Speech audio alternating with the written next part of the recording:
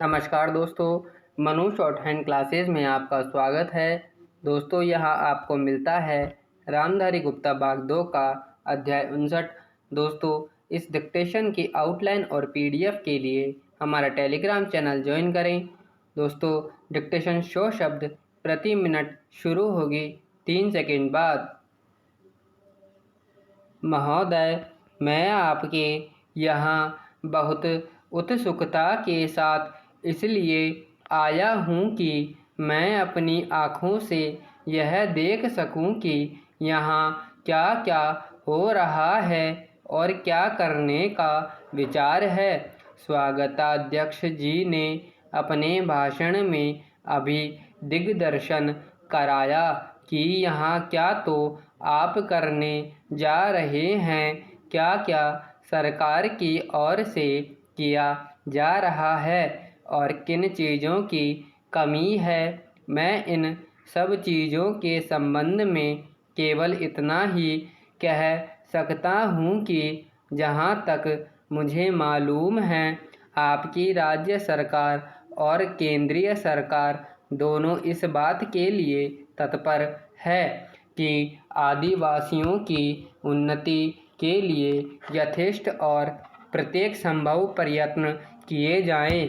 जिस समय भारत स्वतंत्र हुआ और हमको स्वतंत्र संविधान बनाने का अवसर मिला, तो हमने उस संविधान में इस बात का ध्यान रखा कि जो पिछड़े हुए लोग हैं उनको आगे बढ़ाना है और दूसरों के समान स्तर पर ला देना हमारा पहला कर्तव्य है। इसीलिए संविधान में कुछ ऐसी विशेष धाराएं रखी गई जिनके अनुसार पिछड़े हुए लोगों को आगे बढ़ाने का भार हमारे ऊपर आया।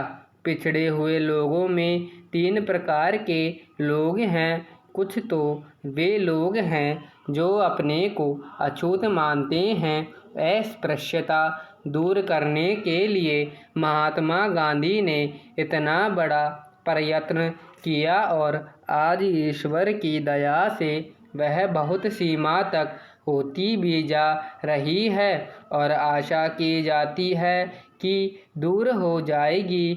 दूसरे लोग जो पिछड़े हुए समझे जाते हैं, आदिम जाति के लोग हैं, ये सारे भारतवर्ष में अलग अलग स्थानों में फैले हुए हैं। विशेषकर पहाड़ी और जंगली क्षेत्रों में इनकी संख्या देश में प्राय 2 करोड़ है। 35 करोड़ में यदि 2 करोड़ व्यक्ति इस प्रकार पीछे रह जाए तो वह हमें शोभा नहीं देता। उनकी उन्नति करना हमारा परमावश्यक काम है। उनके अतिरिक्त कुछ वे लोग हैं जो इन दोनों से अलग, परंतु वे भी किसी कारणवश अन्य के तुलना में पीछे है। इन सब के लिए हमारे संविधान में अलग अलग व्यवस्था की गई है।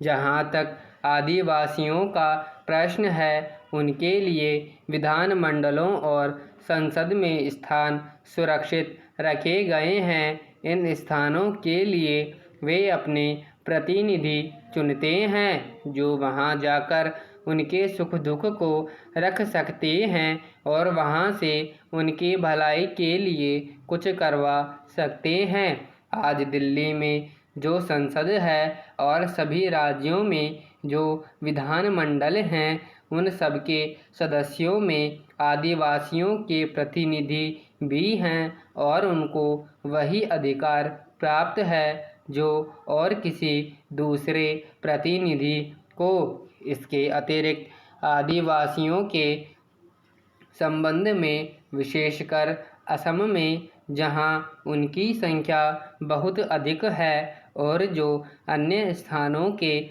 आदिवासियों से कुछ भिन्न भी है, उनको कुछ विशेष सुविधाएं दी गई हैं। अन्य स्थानों में जैसी यहाँ स्थिति है, उस स्थिति के अनुसार प्रबंध करने के लिए मैं समझता हूँ कि आदेश दे दिए गए हैं। समाप्त। धन्यवाद।